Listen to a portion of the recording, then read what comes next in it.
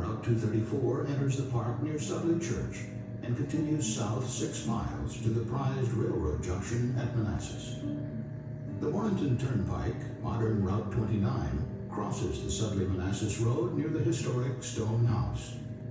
The turnpike continues east over a stream called Bull Run and leads 25 miles to Washington, D.C. Today, this peaceful landscape provides a setting for understanding the 2 great Civil War battles that were fought here. This program will focus on the sites and events of the First Battle of Manassas.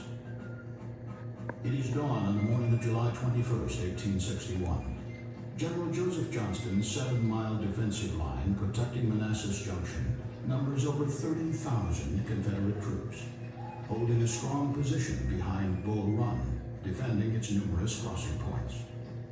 On the high ground overlooking Stone Bridge, Colonel Nathan Evans' small brigade of 1,200 men guards the left flank of the Confederate line. 4 miles to the east, near Centerville, a slightly larger Union army prepares for battle. To avoid a bloody confrontation along Bull Run, Union Commander General Irvin McDowell plans to march almost half of his army around the Confederate left, ford Bull Run above Evans, and attack down the line of the Sudley-Manassas Road. Forcing Johnston from his defensive line, defeating his army in battle, and gaining control of the nearby railroads will open the way for McDowell to capture the Confederate capital at Richmond and gain final victory. Evans soon realizes his perilous position. A Confederate signal station 6 miles away near Manassas Junction notices the glint of sunlight off the polished muskets of a large enemy column marching toward Sudley. They send word up to Evans by flag signal. "Look out for your left, you are turned." Evans reacts quickly.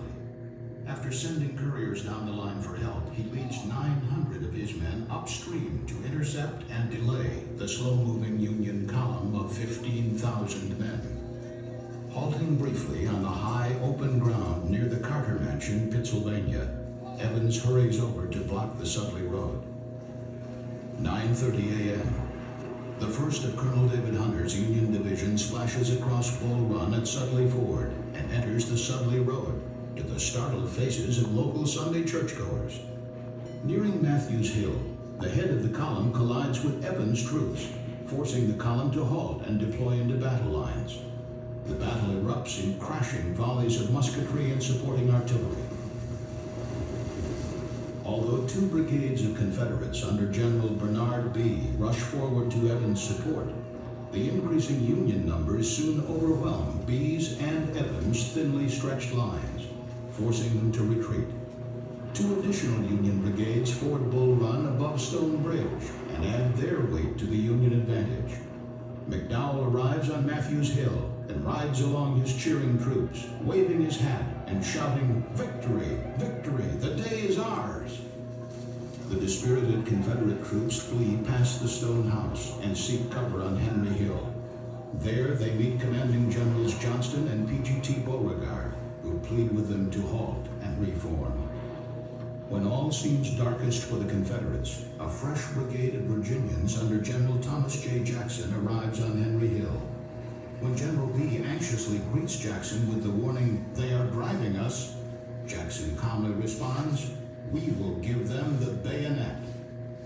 Jackson deploys his men in a pine thicket along the southern edge of the hill, supported by 13 cannon. Jackson's determined stand on Henry Hill, blocking McDowell's path to Manassas Junction, will earn him his immortal nickname, Stonewall. 2 p.m. After more than 2 hours of preparation, McDowell finally issues orders to resume the attack. The artillery batteries of Captains James B. Ricketts and Charles Griffin lead the way to Henry Hill. Their 11 guns unlimber near the Henry House, less than 300 yards from Jackson's artillery on the opposite side of the hill. 85-year-old Mrs. Judith Henry is mortally wounded when Ricketts fires 2 of his guns point blank toward the house to drive off Confederate skirmishers.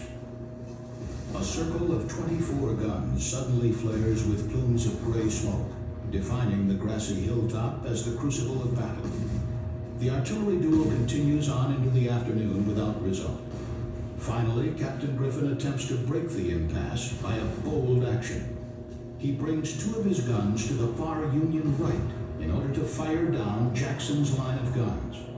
But he can hold this isolated position for less than 10 minutes before being overrun by Confederate infantry. The capture of Griffin's guns marks the turning point in the battle. For the first time, Confederate forces seize the initiative. Jackson now rolls back his artillery and sends forward his infantry regiments against the remaining Union guns.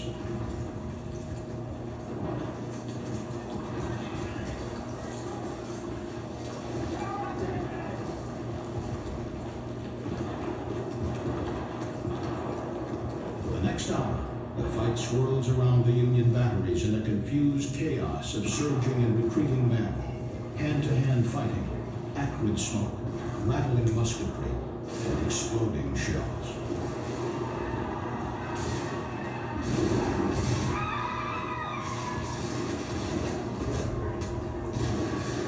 By late afternoon, the fortunes of battle have changed dramatically. McDowell's forces now feel the weight of superior Confederate numbers. Two fresh Confederate brigades arrive and strike the vulnerable Union right flank on Chin Ridge. Colonel Oliver O. Howard's New England Brigade attempts a delaying action along the ridge, but it is forced back as the Union position collapses. The retreat soon turns into a rout. An overturned wagon blocking the Cub Run Bridge adds to the panic, which spreads to groups of civilians near Centerville who had come from Washington to witness the grand spectacle of war. The exhausted Confederates are unable to follow up their victory, and the battle ends. The first major Union drive toward Richmond has failed. The losses at Manassas are sobering to both sides. War is no longer the entertainment of a Sunday afternoon. Both sides now begin the hard task of turning their raw, undisciplined soldiers into trained armies.